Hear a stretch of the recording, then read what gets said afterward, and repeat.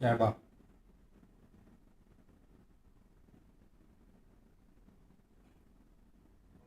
Ngasi July tang ani sok lising ani kun manga ngasi gi editorial column da kari lairibagi habadu ngasi gi nungthil gi sefong sing da editorial column da kari hairibagi habadu koi mayam punam tang yengminasi mayamna ignore tawbiraba achumba sengma mayam phongdokpham asi editorial column asi na matang khudimukta oiduna lagli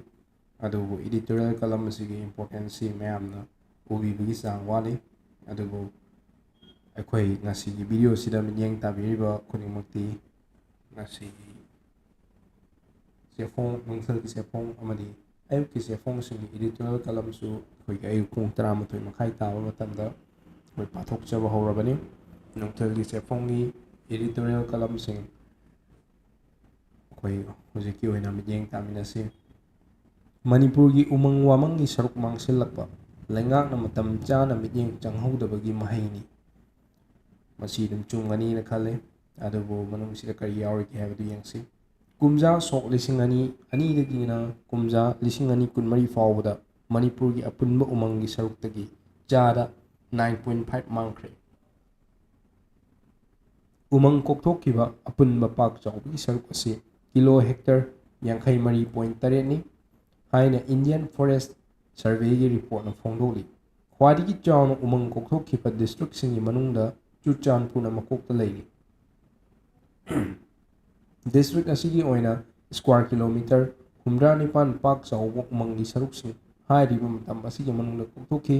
ꯑꯇꯩ ꯑꯇꯣꯞꯄ ꯗꯤꯁꯇ꯭ꯔꯤꯛꯁꯤꯡꯒꯤ ꯑꯣꯏꯅꯗꯤ ꯕꯤꯁꯅꯨꯄꯨꯔꯒꯤ square kilometre 1.38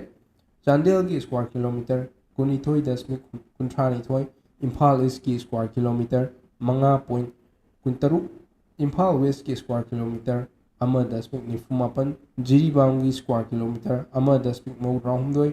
ꯀꯛꯆꯤꯡꯒꯤ square kilometre 2.30 ꯀꯥꯝꯖꯣꯡꯒꯤ square kilometre 12.18 ꯀꯥꯡꯄꯣꯛꯄꯤꯒꯤ square kilometre 38.53 ꯅꯣꯅꯦꯒꯤ square kilometre 13.78 ꯐꯔꯖꯣꯜꯒꯤ square kilometre 59.89 ꯇꯥꯃꯦꯡꯂꯣꯡꯒꯤ square kilometre 39.93 ꯑꯃꯁꯨꯡ ꯊꯧꯕꯥꯜꯒꯤ ꯁ꯭ꯀ꯭ꯋꯥꯔ ꯀꯤꯂꯣꯃꯤꯇꯔ 0.35ꯅꯤ ꯐꯣꯔꯦꯁꯠ ꯗꯤꯕꯤꯖꯟꯒꯤ ꯑꯣꯏꯅ ꯌꯦꯡꯕꯗ ꯕꯤꯁꯅꯨꯄꯨꯔ ꯐꯣꯔꯦꯁꯠ ꯗꯤꯕꯤꯖꯟꯅ ꯀꯣꯟꯕ ꯃꯐꯝꯗ ꯁ꯭ꯀ꯭ꯋꯥꯔ ꯀꯤꯂꯣꯃꯤꯇꯔ 4.65 ꯄꯥꯛ ꯆꯥꯎꯕ ꯎꯃꯪꯒꯤ ꯁꯔꯨꯛ ꯍꯥꯏꯔꯤꯕ ꯃꯇꯝ ꯑꯁꯤꯒꯤ ꯃꯅꯨꯡꯗ ꯀꯣꯛꯈꯤ ꯁꯦꯟꯇ꯭ꯔꯦꯜ ꯐꯣꯔꯦꯁꯠ ꯗꯤꯕꯤꯖꯟꯒꯤ ꯑꯣꯏꯅ ꯁ꯭ꯀ꯭ꯋꯥꯔ ꯀꯤꯂꯣꯃꯤꯇꯔ 3.68 ꯖꯤꯔꯤꯕꯥꯝꯒꯤ ꯐꯣꯔꯦꯁꯠ ꯗꯤꯕꯤꯖꯟꯒꯤ ꯁ꯭ꯀ꯭ꯋꯥꯔ ꯀꯤꯂꯣꯃꯤꯇꯔ 18.11 NFD ꯀꯥꯡꯄꯣꯛꯄꯤꯒꯤ square kilometre 18.34 southern forest division ꯆꯨꯔꯆꯥꯟꯄꯨꯔꯒꯤ ꯁ꯭ꯀ꯭ꯋꯥꯔ ꯀꯤꯂꯣꯃꯤꯇꯔ 153.98 ꯇꯦꯡꯅꯧꯄꯜ ꯐꯣꯔꯦꯁꯠ ꯗꯤꯕꯤꯖꯟꯒꯤ ꯁ꯭ꯀ꯭ꯋꯥꯔ ꯀꯤꯂꯣꯃꯤꯇꯔ 12.32 ꯊꯧꯕꯥꯜ ꯐꯣꯔꯦꯁꯠ ꯗꯤꯕꯤꯖꯟꯒꯤ square kilometre 12.32 western forest division ꯇꯥꯃꯦꯡꯂꯣꯡꯒꯤ ꯁ꯭ꯀ꯭ꯋꯥꯔ ꯀꯤꯂꯣꯃꯤꯇꯔ 90.38 ꯑꯃꯁꯨꯡ ꯃꯊꯛꯇ ꯄꯟꯈꯤꯕ ꯗꯤꯕꯤꯖꯟ ꯑꯁꯤꯒꯤ ꯃꯅꯨꯡ ꯆꯟꯗꯕ ꯑꯇꯩ ꯁꯔꯨꯛꯇ ꯎꯃꯪ ꯀꯣꯛꯊꯣꯛꯈꯤꯕꯒꯤ ꯄꯥꯛ ꯆꯥꯎꯕ ꯁ꯭ꯀ꯭ꯋꯥꯔ ꯀꯤꯂꯣꯃꯤꯇꯔ 3.13ꯅꯤ ꯍꯥꯏꯅ ꯏꯟꯗꯤꯌꯟ ꯐꯣꯔꯦꯁꯠ ꯁꯔꯚꯦ ꯔꯤꯄꯣꯔꯠꯅ ꯃꯌꯦꯛ ꯁꯦꯡꯅ ꯄꯜꯂꯤ ꯏꯟꯗꯤꯌꯥ ꯑꯄꯨꯟꯕꯒꯤ ꯑꯣꯏꯅ ꯃꯤꯂꯤꯌꯟ ꯍꯦꯛꯇꯔ 2.3 ꯄꯥꯛ ꯆꯥꯎꯕ ꯎꯃꯪꯒꯤ ꯁꯔꯨꯛꯁꯤꯡ ꯀꯨꯝꯖꯥ ꯁꯣꯛ 2001ꯗꯒꯤ ꯍꯧꯖꯤꯛ ꯐꯥꯎꯕ ꯀꯣꯛꯈꯤꯕꯒ ꯂꯣꯏꯅꯅ ꯀꯥꯔꯕꯣꯟ ꯗꯥꯏꯑꯣꯛꯁꯥꯏꯗ ꯊꯥꯗꯣꯔꯛꯄꯒꯤ ꯆꯥꯡ ꯍꯦꯟꯒꯠꯂꯛꯇꯨꯅ ꯒꯤꯒꯥꯇꯣꯟ 1.18 ꯌꯧꯔꯦ ꯍꯥꯏꯅ ꯔꯤꯁꯔꯆꯁꯤꯡꯅ ꯐꯣꯡꯗꯣꯛꯂꯤ ꯒ꯭ꯂꯣꯕꯦꯜ ꯐꯣꯔꯦꯁꯠ ꯋꯥꯠꯆ GFWꯒꯤ ꯔꯤꯄꯣꯔꯠ ꯑꯃꯒꯤ ꯃꯇꯨꯡ ꯏꯟꯅ ꯀꯨꯝꯖꯥ ꯁꯣꯛ 2024ꯗ ꯏꯟꯗꯤꯌꯥ ꯑꯄꯨꯟꯕꯒꯤ ꯑꯣꯏꯅ ꯍꯦꯛꯇꯔ 19 ꯆꯅꯤ ꯄꯥꯛ ꯆꯥꯎꯕ ꯎꯃꯪꯒꯤ ꯁꯔꯨꯛ ꯀꯣꯛꯊꯣꯛꯄ ꯊꯦꯡꯅꯔꯦ ꯇꯣꯉꯥꯟ ꯇꯣꯉꯥꯟꯕ ꯑꯣꯔꯒꯅꯥꯏꯖꯦꯁꯟ 100 ꯍꯦꯟꯕꯒꯤ ꯑꯄꯨꯟꯕ ꯕꯣꯗꯤ ꯑꯃ ꯑꯣꯏꯔꯤꯕ GFWꯒꯤ ꯔꯤꯄꯣꯔꯠ ꯀꯨꯝꯖꯥ ꯁꯣꯛ 2019ꯗ ꯏꯟꯗꯤꯌꯥꯒꯤ ꯑꯣꯏꯅ ꯍꯦꯛꯇꯔ 18,800 ꯄꯥꯛ ꯆꯥꯎꯕ ꯎꯃꯪꯒꯤ ꯁꯔꯨꯛ ꯀꯣꯛꯊꯣꯛꯄ ꯊꯦꯡꯅꯈꯤ ꯀꯨꯝꯖꯥ 2002ꯗꯒꯤꯅ ꯀꯨꯝꯖꯥ 2024 ꯐꯥꯎꯕꯗ ꯂꯩꯕꯥꯛ ꯑꯁꯤꯒꯤ ꯍꯦꯛꯇꯔ 3,39,000 ꯄꯥꯛ ꯆꯥꯎꯕ ꯍ꯭ꯌꯨꯃꯤꯗ ꯄ꯭ꯔꯥꯏꯃꯥꯔꯤ ꯐꯣꯔꯦꯁꯠ ꯁꯔꯨꯛ ꯃꯥꯡꯈꯤꯕ ꯊꯦꯡꯅꯔꯤ ꯄꯨꯟꯅ ꯃꯥꯡꯈꯤꯕ ꯎꯃꯪꯒꯤ ꯁꯔꯨꯛ ꯑꯁꯤ ꯆꯥꯗ 5.4ꯅꯤ ꯀꯨꯝꯖꯥ ꯁꯣꯛ 2018 ꯑꯃꯁꯨꯡ ꯀꯨꯝꯖꯥ 2024ꯒꯤ ꯃꯔꯛꯇ ꯂꯩꯕꯥꯛ ꯑꯁꯤꯒꯤ ꯑꯣꯏꯅ ꯍꯦꯛꯇꯔ 1,03,000 ꯄꯥꯛ ꯆꯥꯎꯕ ꯍ꯭ꯌꯨꯃꯤꯗ ꯄ꯭ꯔꯥꯏꯃꯥꯔꯤ ꯐꯣꯔꯦꯁꯠꯀꯤ ꯁꯔꯨꯛ ꯃꯥꯡꯈꯤꯕ ꯊꯦꯡꯅꯔꯦ ꯀꯨꯝꯖꯥ 2022ꯗ ꯍꯦꯛꯇꯔ 13,900 ꯀꯨꯝꯖꯥ 2024ꯗ ꯍꯦꯛꯇꯔ 19,900 ꯀꯨꯝꯖꯥ 2020ꯗ ꯍꯦꯛꯇꯔ 18,000 ꯑꯃꯁꯨꯡ ꯀꯨꯝꯖꯥ 2017ꯗ ꯍꯦꯛꯇꯔ 13,400 ꯄꯥꯛ ꯆꯥꯎꯕ ꯍ꯭ꯌꯨꯃꯤꯗ ꯄ꯭ꯔꯥꯏꯃꯔꯤ ꯐꯣꯔꯦꯁꯀꯤ ꯁꯔꯨꯛ ꯃꯥꯡꯈꯤꯕꯅꯤ꯫ ꯔꯤꯄꯣꯔꯠ ꯑꯁꯤꯒꯤ ꯃꯇꯨꯡ ꯏꯟꯅ ꯀꯨꯝꯖꯥ 2001ꯗꯒꯤ ꯍꯧꯔꯒ ꯏꯟꯗꯤꯌꯥꯗ ꯃꯤꯂꯤꯌꯟ ꯍꯦꯛꯇꯔ 2.2.38 ꯄꯥꯛ ꯆꯥꯎꯕ ꯎꯃꯪꯒꯤ ꯁꯔꯨꯛꯁꯤꯡ ꯍꯧꯔꯝꯕ ꯎ ꯄꯥꯝꯕꯤ ꯀꯌꯥ ꯃꯥꯡꯈꯤ꯫ ꯎ ꯌꯥꯟꯗꯨꯅ ꯃꯥꯡꯍꯟꯈꯤꯕꯒꯤ ꯆꯥꯡ ꯑꯁꯤ ꯆꯥꯗ 8.1ꯅꯤ꯫ ꯁꯦꯇꯦꯂꯥꯏꯠ ꯏꯟꯐꯣꯔꯃꯦꯁꯟꯗ ꯌꯨꯝꯐꯝ ꯑꯣꯏꯔꯒ GFWꯒꯤ ꯔꯤꯄꯣꯔꯠ ꯑꯁꯤ ꯐꯣꯡꯂꯛꯄꯅꯤ꯫ United Nations Food and Agriculture ꯑꯣꯔꯒꯅꯥꯏꯖꯦꯁꯟꯒꯤ ꯔꯤꯄꯣꯔꯠ ꯃꯇꯨꯡ ꯏꯟꯅ ꯀꯨꯝꯖꯥ 2015ꯗꯒꯤ ꯁꯣꯛ 2020 ꯐꯥꯎꯕꯗ ꯃꯥꯂꯦꯝ ꯑꯄꯨꯟꯕꯒꯤ ꯑꯣꯏꯅ ꯈ꯭ꯋꯥꯏꯗꯒꯤ ꯆꯥꯎꯅ ꯎꯃꯪ ꯀꯣꯛꯈꯤꯕ ꯂꯩꯕꯥꯛꯁꯤꯡꯒꯤ ꯃꯅꯨꯡꯗ ꯏꯟꯗꯤꯌꯥꯅ ꯑꯅꯤꯁꯨꯕꯗ ꯂꯩꯔꯦ꯫ ꯍꯥꯏꯔꯤꯕ ꯃꯇꯝ ꯑꯁꯤꯒꯤ ꯃꯅꯨꯡꯗ ꯏꯟꯗꯤꯌꯥꯒꯤ ꯑꯄꯨꯟꯕ ꯍꯦꯛꯇꯔ ꯃꯤꯂꯤꯌꯟ 3,094,000 ꯄꯥꯛ ꯆꯥꯎꯕ ꯎꯃꯪꯒꯤ ꯁꯔꯨꯛ ꯀꯣꯛꯊꯣꯛꯈꯤ꯫ ꯎꯃꯪ ꯀꯣꯛꯊꯣꯛꯈꯤꯕꯅ ꯃꯔꯝ ꯑꯣꯏꯔꯒ ꯃꯍꯧꯁꯥꯒꯤ ꯈꯜꯗ ꯆꯥꯎꯅ ꯑꯀꯥꯏꯕ ꯄꯤꯔꯛꯄꯒ ꯂꯣꯏꯅꯅ ꯊꯋꯥꯏ ꯄꯥꯟꯕꯁꯤꯡꯗ ꯆꯩꯊꯦꯡ ꯄꯤꯔꯤ꯫ ꯃꯇꯥꯡ ꯑꯁꯤꯗ ꯈꯟꯅꯕ ꯌꯥꯔꯤꯕ ꯋꯥꯐꯝꯗꯤ ꯃꯃꯥꯡꯊꯛꯇ ꯄꯥꯟꯈꯤꯕ ꯂꯩꯉꯥꯛ ꯀꯌꯥꯅ ꯍꯤꯔꯝ ꯑꯁꯤꯒꯤ ꯃꯇꯥꯡꯗ ꯃꯊꯧ ꯇꯧꯕ ꯊꯧꯔꯥꯡꯁꯤꯡ ꯃꯇꯝ ꯆꯥꯅ ꯂꯧꯈꯠꯍꯧꯗꯕꯗꯒꯤ ꯎꯃꯪ ꯀꯣꯛꯁꯤꯜꯂꯛꯄꯒꯤ ꯑꯋꯥꯕ ꯑꯁꯤ ꯃꯥꯌꯣꯛꯅꯕꯅꯤ꯫ ꯃꯇꯝ ꯆꯥꯅ ꯆꯦꯛꯁꯤꯟ ꯊꯧꯔꯥꯡꯁꯤꯡ ꯂꯧꯈꯠꯂꯝꯂꯕꯗꯤ ꯃꯃꯜ ꯌꯥꯝꯂꯕ ꯎꯃꯪꯒꯤ ꯐꯤꯕꯝ ꯀꯥꯏꯍꯟꯗꯅꯕ ꯊꯝꯕ ꯉꯝꯂꯝꯒꯗꯕꯅꯤ꯫ ꯃꯁꯤꯅ ꯑꯩꯈꯣꯏꯒꯤ ꯋꯥꯌꯦꯜ ꯀꯥꯇꯤ ꯏꯗꯤꯇꯣꯔꯤꯌꯦꯜ ꯀꯂꯝꯗ ꯂꯩꯔꯤꯕ ꯉꯁꯤ ꯏꯗꯤꯇꯣꯔꯤꯌꯦꯜ ꯀꯂꯝꯅꯤ꯫ ꯋꯥꯐꯝꯁꯤꯡ ꯑꯁꯤ ꯌꯥꯝꯅ ꯗꯥꯇꯥꯗ ꯑꯁꯦꯡꯕ ꯔꯤꯌꯦꯜ ꯐꯦꯛꯆꯨꯑꯦꯜ ꯗꯥꯇꯥꯗ ꯕꯦꯁ ꯇꯧꯕ ꯏꯃꯣꯁꯟ ꯌꯥꯎꯗꯕ ꯌꯥꯝ ꯊꯤꯅ ꯂꯣꯖꯤꯀꯦꯜ ꯑꯣꯏꯕ ꯔꯤꯖꯅꯦꯕꯜ ꯑꯣꯏꯕ ꯑꯦꯛꯁꯄ꯭ꯂꯦꯅꯦꯁꯟ ꯑꯃꯅꯤ꯫ ꯃꯁꯤꯒꯤ ꯑꯦꯛꯁꯄ꯭ꯂꯦꯅꯦꯁꯟꯁꯦ ꯑꯩꯈꯣꯏ ꯈꯨꯗꯤꯡꯃꯛꯅ ꯌꯦꯡꯕ ꯃꯇꯝꯗ ꯑꯗꯨꯝ ꯑꯟꯗꯔꯁꯇꯦꯟ ꯇꯧꯕ ꯉꯝꯒꯅꯤ꯫ ꯑꯗꯨꯒ ꯑꯩꯈꯣꯏꯒꯤ ꯏꯝꯐꯥꯜꯒꯤ ꯇꯝꯄꯥꯛꯀꯤ ꯁꯔꯨꯛꯇ ꯏꯁꯤꯡ ꯇꯣꯏꯅ ꯆꯥꯎꯔꯤꯁꯤ ꯀꯔꯤꯒꯤꯅꯣ ꯍꯥꯏꯕ ꯂꯥꯛꯄ ꯃꯇꯝꯗ ꯏꯝꯐꯥꯜꯒꯤ ꯇꯨꯔꯦꯜꯒꯤ ꯃꯔꯨꯒꯤ ꯍꯧꯔꯛꯐꯝꯁꯤ ꯀꯗꯥꯏꯗꯅꯣ ꯍꯥꯏꯔꯒꯗꯤ ꯑꯩꯈꯣꯏꯒꯤ ꯏꯝꯐꯥꯜ ꯋꯦꯁꯀꯤ ꯍꯦꯛ ꯊꯪꯅꯕ ꯃꯊꯛꯇ ꯂꯩꯔꯤꯕ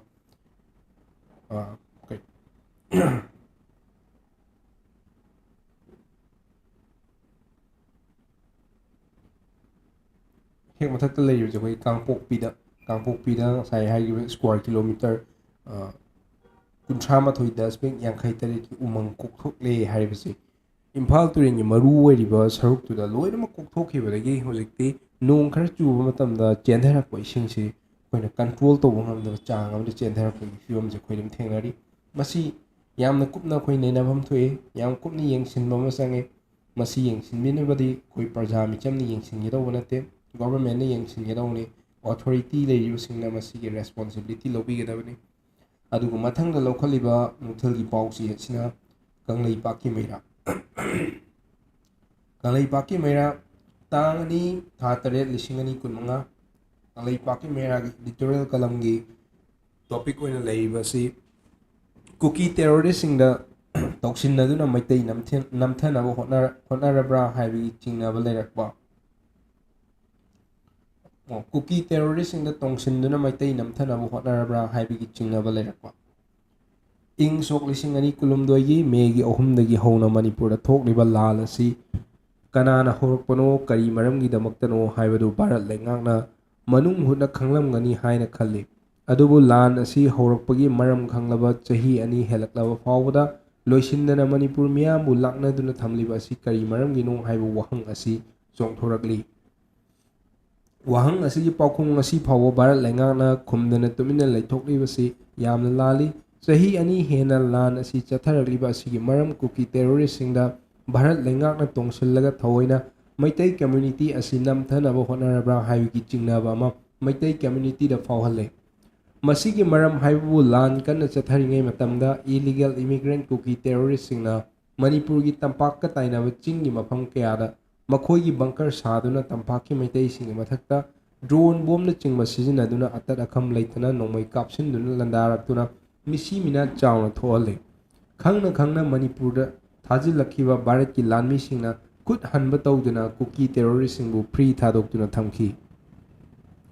ꯀꯨꯀꯤ ꯇꯦꯔꯣꯔꯤꯁꯁꯤꯡ ꯑꯁꯤꯕꯨ ꯂꯥꯛꯁꯤꯟꯒꯦ ꯑꯃꯗꯤ ꯂꯣꯏꯁꯤꯟꯒꯦ ꯍꯥꯏꯔꯕꯗꯤ ꯃꯅꯤꯄꯨꯔꯗ ꯊꯥꯖꯤꯜꯂꯛꯈꯤꯕ ꯏꯟꯗꯤꯌꯟ ꯁꯦꯀ꯭ꯌꯨꯔꯤꯇꯤ ꯐꯣꯔꯁꯁꯤꯡ ꯑꯗꯨꯅ ꯌꯥꯝꯅ ꯂꯥꯏꯅ ꯄꯥꯡꯊꯣꯛꯄ ꯉꯝꯒꯅꯤ꯫ ꯑꯗꯨꯕꯨ ꯄꯥꯡꯊꯣꯛꯐꯝ ꯊꯣꯛꯄ ꯃꯊꯧ ꯑꯗꯨ ꯄꯥꯡꯊꯣꯛꯇꯅ ꯀꯨꯀꯤ ꯇꯦꯔꯣꯔꯤꯁꯁꯤꯡꯕꯨ ꯐ꯭री थादुना थमखिब असिना मखोइबु भारत लेंगांगना प्रॉक्सी वार चथनब तसेंगना सौगतलब्रा हाइबिगी चिंगनाब असि फाउरकपगी मरम ओइरि। मसिगी मथक्ता सस्पेंशन ऑफ ऑपरेशन सू चटनरिबा कुकी लालौलुपसिंगना सूगी ग्राउंड रूल फोंगना थुगाइदुना ꯃꯈꯣꯏꯒꯤ designated campsꯤꯡꯗꯒꯤ campꯇꯒꯤ ꯈꯨꯠꯂꯥꯏ ꯂꯧꯊꯣꯛꯇꯨꯅ ꯃꯩꯇꯩ ꯃꯤꯆꯝꯁꯤꯡꯒꯤ ꯃꯊꯛꯇ ꯂꯥꯟꯗꯥꯔꯛꯇꯨꯅ ꯃꯤꯍꯥꯠ ꯃꯤꯄꯨꯝ ꯆꯠꯊꯔꯦ ꯍꯥꯏꯕ ꯈꯪꯂꯕꯁꯨ ꯚꯥꯔꯠ ꯂꯩꯉꯥꯛꯅ ꯇꯨꯃꯤꯟꯅ ꯂꯩꯊꯣꯛꯄꯒꯨꯝ ꯇꯧꯏ ꯃꯁꯤꯅ ꯂꯣꯏꯗ꯭ꯔꯤ ꯀꯨꯀꯤ ꯇꯦꯔꯣꯔꯤꯁꯁꯤꯡꯅ ꯃꯅꯤꯄꯨꯔꯒꯤ ꯉꯝꯈꯩ ꯃꯅꯨꯡꯃꯛꯇꯗ ꯕꯐꯔ ꯖꯣꯟ ꯑꯃꯗꯤ ꯔꯦꯗ ꯖꯣꯟ ꯊꯝꯕꯒꯤ ꯊꯕꯛ ꯆꯠꯊꯔꯛꯄ ꯃꯇꯝꯗꯁꯨ ꯚꯥꯔꯠ ꯂꯩꯉꯥꯛꯅ ꯀꯔꯤꯒꯨꯝꯕ ꯃꯈꯜꯒꯤ ꯊꯕꯛ ꯑꯃꯠꯇ ꯂꯧꯈꯠꯇꯅ ꯇꯨꯃꯤꯟꯅ ꯂꯩꯊꯣꯛꯅꯩ ꯃꯁꯤꯅ ꯃꯔꯝ ꯑꯣꯏꯗꯨꯅ ꯃꯅꯤꯄꯨꯔ ꯃꯤꯌꯥꯝꯅ ꯃꯁꯥꯒꯤ ꯃꯔꯝꯗꯝꯗ ꯃꯅꯤꯡꯇꯝꯅ ꯍꯥꯏꯕꯗꯤ ꯐ꯭ꯔꯤ ꯃꯨꯚꯃꯦꯟ ꯇꯧꯕ ꯉꯝꯖꯗ꯭ꯔꯦ ꯃꯅꯤꯄꯨꯔ ꯃꯤꯌꯥꯝ ꯑꯣꯄꯟ ꯖꯦꯜ ꯑꯃꯗ ꯐꯥꯖꯤꯟꯗꯨꯅ ꯊꯝꯕꯒ ꯆꯞ ꯃꯥꯟꯅꯅ ꯊꯝꯕꯤꯔꯦ ꯑꯣꯏꯔꯤꯕ ꯐꯤꯕꯝ ꯑꯁꯤꯅ ꯇꯥꯛꯄꯗꯤ कुकी टेररिस्टसिंगना तौनिंग आइन कायबा थबक तौरप मतमदा मपांगल कल्लबा भारत लैंगाना तुमिना लैथोक्लिबा सि करिगिनो हाइबसिनी मसीगी मथक्ता मणिपुर थोक्लिबा लान असि चही अनि हेलक्लबा फाववा भारत की प्राइम मिनिस्टर नरेंद्र मोदी ने मणिपुर लाक्तुना लान असि लोइसिनबा होनबगी महुत्ता दिल्ली दगी फाववा सुपनतगी वाही अमत फाववा हाइबिदुना लैसिले मसीगी मरमना करिगिनो करीगिदमक्ता मणिपुर मियामबु भारत की सिटीजन अमा ओइना खनबिद्रिबनो हाइबिगी वहंग अदुसु प्राइम मिनिस्टर की मफमदा हौजिक हंगलिबने अदुबु हंगलिबु वहंग असिगी पाखुम सुंपी पीदना हौजिकसु पीएम मोदी तुमिना लैरी अदुनदी पुनमक असिना ताकलिबरी मणिपुर मियाम वानिंगलगा वाजौ सिनिंगलगा सिजौ हाइबरोमदा भारत लैंगाना लैथोक्ले हाइबिसिनी मरु ओइना मणिपुर निंगतम लानहौ लुप कया अमा लैरी मखोइगी पांडमदी मणिपुर की मांगख्रबा निंगतंबा अदुमक हंजिन्नबा होनबा असिगिदमक्ता भारत लैंगाकी मथक्ता निंगतम लानहौ हौबने मदुना भारत लैंगाना मणिपुर की निंगतम लानहौ लुपसिंग असि मपुंग फाना मुथतनिंगी मदुमकना निंगतम लानहौ लुपसिंग असि मुथत्रि फावबा कुकी टेररिस्टसिंगदा तोंगसेंदुना प्रॉक्सी वार चथदुना मणिपुर मियाम लोइनाइदना वाहननबा सिल्लब्रा हाइबा असि चिंगनबा फावरकपने मसीदा नतना भारत संविधान की आर्टिकल 19 अमसुंग 23 की मतुंगिना फ्री मूवमेंट तौबा हाइबसे याहनगदबनी हाइबे लई अदुबु मसीबु फोंगना सिंगनदुना कुकी टेररिस्टसिंगना बफर जोन अमदी रेड जोन थमजिनबा मतमदसु भारत लैंगाकना तुमिन्ना लैसिली इनर मणिपुर पार्लियामेंटरी कंस्टिट्यूशन की एमपी बिमोल मसामकना मसागी कंस्टिट्यूएंसी बिष्णुपुर डिस्ट्रिक्ट की इखाई बाजार फाव चतुना मफम अदुगी हौजिक ओइरिबा फिबम हकथेंगनना यंगजगे हाइब फाव इंडियन सिक्योरिटी फोर्स न चंगबा याबगी अयाबा पीखिदे मदुनदी मणिपुर असि भारत की असेंगबा लोइलम हाइबदु ओइरब्रा हाइबसि मणिपुर मियामदा फावहल्ले लोइनना कुकी टेररिस्टसिंगदा भारत लैंगाना तोंगसिल्लगा मणिपुर थोक्लिबा लान असि सुंगलोइ लोइसिंदना मणिपुर मियामना तपना तपना कंसी सिहन्ननबा सिल्लब्रा हाइबगी चिंगनबा अमसु फावहल्ले मरम मदुना पुनमक असि येंगलगा मणिपुर मियाम अमरी मियामगी मिहुत ओइरिबा एमएलए सिंग अमत्त ओइना पुनसिन्नदुना मणिपुर थोक्लिबा लान असि लोइसिन्नबा होनफम थोकपा थौदांग अदु लौफम थोई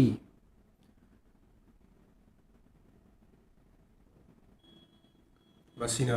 अखोइगी ngasiगी नुंगथलगी सेफोंग कंगलैपाकी मैरागी एडिटोरियल कलम की टॉपिक ओइरी वफम सि याम चुम्ब फजबा मोइरी इंडिया गवर्नमेंट कईगुमा मणिपुर की इरांग से लोइसनगी हाइना खल्लबदी ममांगदा थोखिबा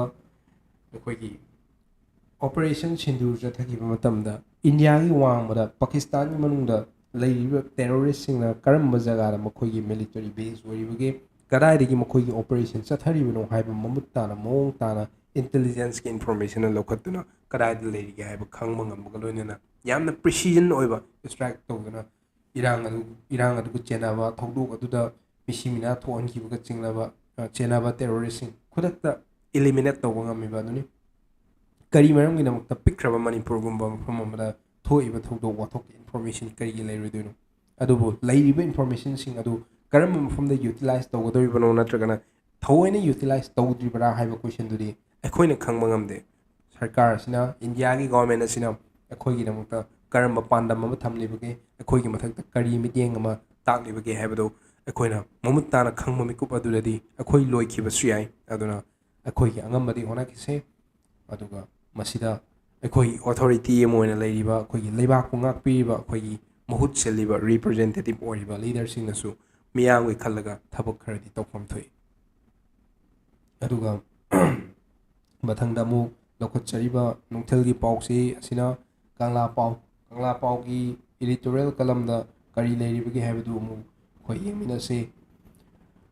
ngasi कांगला पाउ की एडिटोरियल कलम दा लैरिबसे अपुनमगी सक्तम ngakna thamnaba लेंगाक पथापता सिंकक अमा हाप मथौ ताई कई हाइरगी येमिनसे Manipur gi apun saktam da kanaguma miyoi furup kangup amatana singnaba thugaibi yahandanaba honabada India gi lengak pathap constitution da state asigi tonganba singkap article clause ama hapa mathau tai miyoi khunaina magi furup ki oiba ngamkhai yanaduna leirakhiba ngaktani ngamkhai gi kayat paring khangnaba nungbi yungba sambal khaba khongban tawba lepna leipan thonmana chingba tongan pambai sing sizinaduna lai yumlon nabagi lamkhai laikai lonabagi lamkhai district amaga gi lamkhai state ani thangnabagi lamkhai amadi laibaki lamkhai mathang semnarakhiba ngaktani adubo lamkhai pareng yetnabagi thawdok wathok singsu adumak thoktuna laitaba nate masina maram oirga ngamkhai khopchinba anauba district yatpada pak chawba hengalakpa amagi na hantharakpa kya laibak khudingmakta thokhiba tholakpagi thawdok sing lengak loni khongchat singga thengnari yetnaba amadi khatnaba sing thokhandanaba punabak yananabagi mawongda lam tugi kayat semduna amaga gi marakta sangtainaba puraknaba honarabasu laibak manungda miyoi kanglupsing amadi yumlonnaba laibaksingi marakta ngamkhai munaba pakthok chawthoknaba honabagi thawdok wathoksing adumak thokpuna leiribasi laibak thibare maning tamba laibak oirakhiba Manipur hojik India gi awang nongpok state ki aroiba border state asigi ngamkhai amadi apunbagi saktamda kanaguma miyoi kanglupsing imai kaidigi singnabagi thawdok wathoksing thoklibasi matam chupagi oina thokhandanaba honabada mainland India da lengaklongi chukli pairibasingi thawdang chawna lei loinana state asigi lengaklon chukli pairibasingna mayailam Delhi lebak lengakta pressure piduna lengak pathapta Manipur gi apunba saktam hiram amatara kaihendanaba tonganba singkak ama hapnaba hotnaba mathau tai India gi lengak pathap ki matung ina state singi maming hongdok hongjin tawba lamkhai kothok kochin tawduna amada hapchinba achobo state amadagi apikpa state khara khaidokpagi thabak sing leptana chathakre matungda su ahomba kya lakhibi yai lamkhai hongdok hongjin anaubo state semba state ki maming hongba ngambagi pangal lengak pathap na piri masigi mapangal asi politician singna matamgi miyoi kanglup kharagi ningai themna pambai oina sizinari masidagi miyangi marakta apunbagi pangkal hanthanba natraga yengthinaba thohanbagi maram oidaba nate Manipur gi apunba saktamda singnariyu singi manungda Nagaland base tawba lalhawlup faction NSCN-IM gi wathok ki warosin puraknaba honaduna India government na nongmai kap lepnaduna wari sanariba asida Nagaland amadi yumlonnaba state kharagi ngamkhai paringda hongdok hongjin tarokadra haibigi tingnaba mipum khudimaki thamoida lairi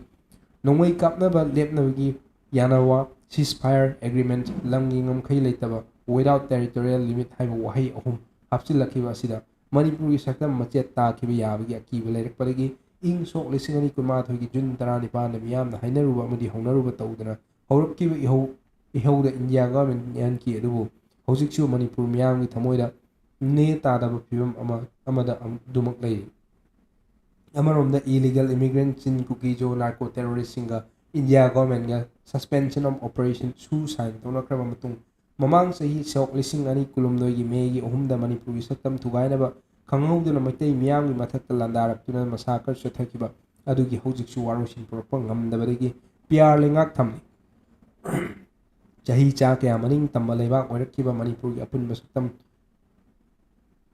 thugainaba honabagi wathoksing asigi matung akoiba warosin ama puraknaba honabada Indian constitution gi article 2, 3, 4 da yawriba leibak asigi manungda state singi ngamkhai yatpagi saktam mapangal piriba asida Manipur gi oiba tonganba article natraga clause ama hapa mathau tai masigidamak India government mari state government anigi thodang chawna lei Manipur gi apunba saktam matam pumbagi kahendanaba honabada Indian constitution da tonganba singkak hapa mathau tai masigidamak India lengak amasung Manipur lengak ke choba thodang lei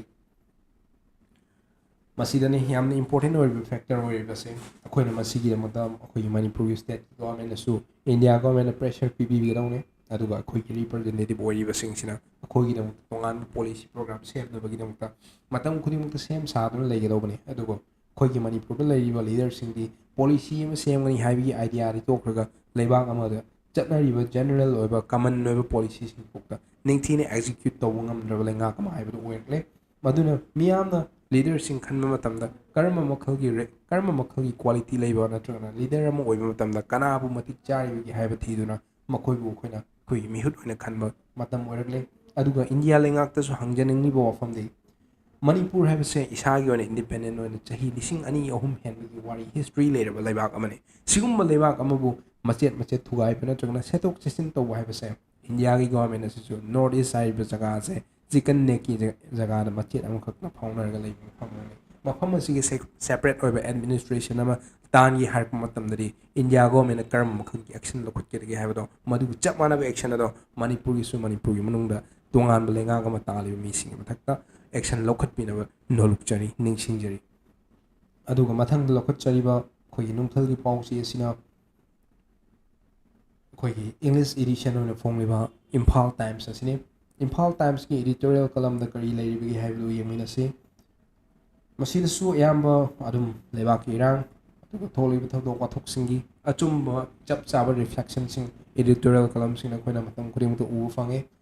ngasigi Imphal Times ki editorial column da leiriba se Manipur needs inclusive governance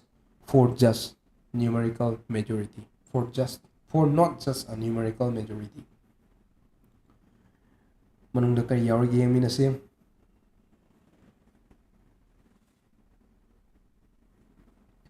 the current political consultation within BJP to form a new government in Manipur come at a time when the state remains deeply fractured along ethnic lines. While the party enjoys a numerical majority in the 60-member assembly, the absence of 10 MLAs from Kuki-Jo community, 7 of whom belong to the BJP, raises serious concerns about the possibility of forming a truly popular and a representative government. Legally, the BJP can still form a government within 37 MLAs and the effective strength of the assembly reduced to 50 due to the non-participation of the 10 Kuki-Jo legislators. The party can claim a simple majority. However, governance in conflict-torn state like Manipur is not just a matter of numbers.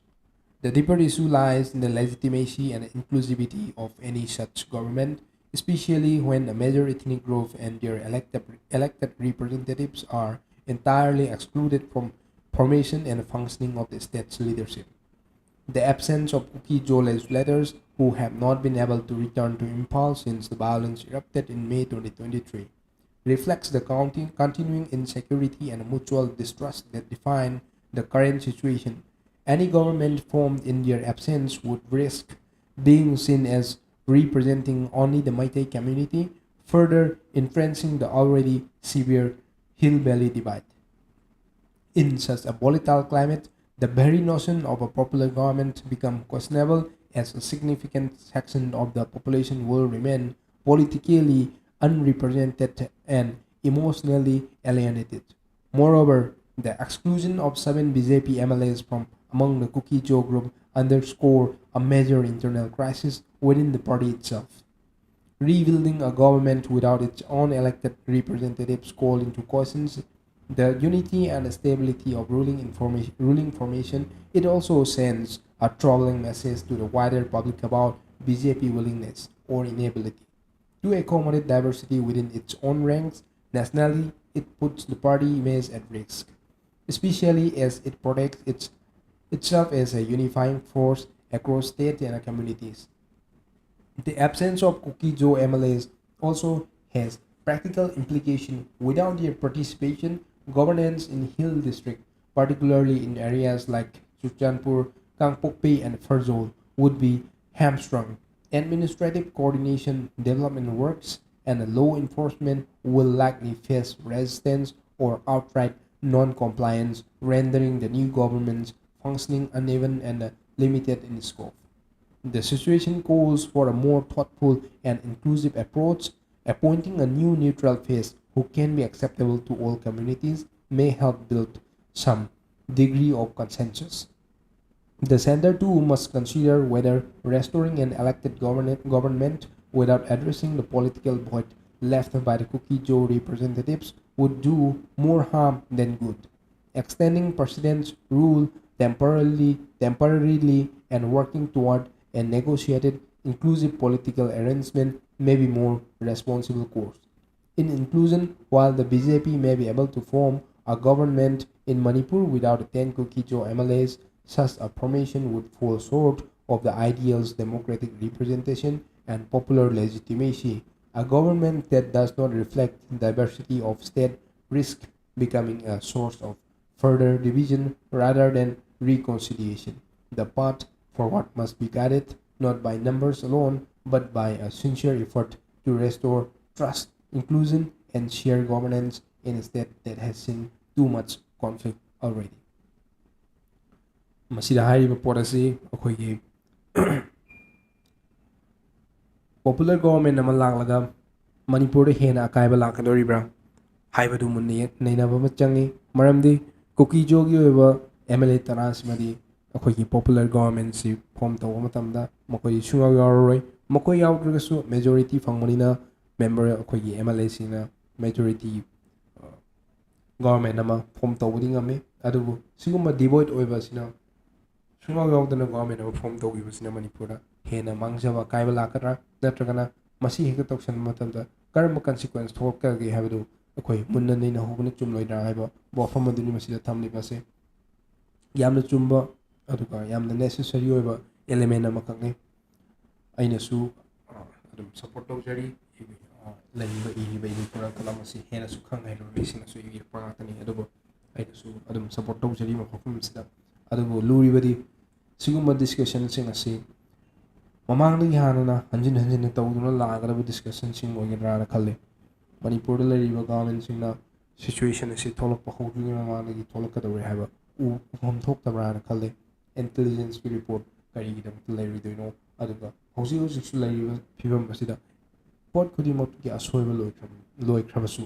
ꯔꯤꯀꯣꯟꯁꯥꯏꯜ ꯇꯧꯅꯕꯒꯤꯗꯃꯛꯇ step ꯑꯃ ꯐꯥꯎ ꯂꯧꯈꯠꯄ ꯎꯗ꯭ꯔꯤ debate ꯅꯠꯇ꯭ꯔꯒꯅ political ꯗꯥꯏꯂꯣഗ് ꯑꯃ ꯀ꯭रिꯌꯦꯠ ꯇꯧꯅꯕ ꯌꯥꯝꯅ solid ꯑꯣꯏꯕ ꯐꯥꯎꯟꯗꯦꯁꯟ ꯑꯃ ꯉꯁꯤꯐꯥꯎꯗ ꯁꯦꯝꯗ꯭ꯔꯤ 2 yearsꯀꯤ ꯃꯅꯨꯡꯗ ꯁꯣꯂꯨꯁꯟ ꯄꯨꯔꯛꯇꯕꯗꯨꯗꯤ it's okay but why there is not even able to have a stable platform to talk to each other or to have a political dialogue between the Kuki and Maitais. ꯁꯤꯒꯤ political ꯗꯥꯏꯂꯣഗ് ꯇꯧꯅꯕ platform ꯑꯃꯐꯥꯎꯗ ꯀ꯭रिꯌꯦꯠ ꯇꯧꯕꯤꯕ ꯉꯝꯗꯕ ꯇꯥꯔꯒꯗꯤ ꯑꯩꯈꯣꯏꯒꯤ solution ꯄꯨꯊꯣꯛꯅꯕ ꯗꯥꯏꯂꯣഗ് ꯑꯗꯨꯗꯤ ꯅꯠꯇ꯭ꯔꯒꯅ ꯑꯩꯈꯣꯏꯒꯤ ꯁꯣꯂꯨꯁꯟ ꯄꯨꯊꯣꯛꯅꯕ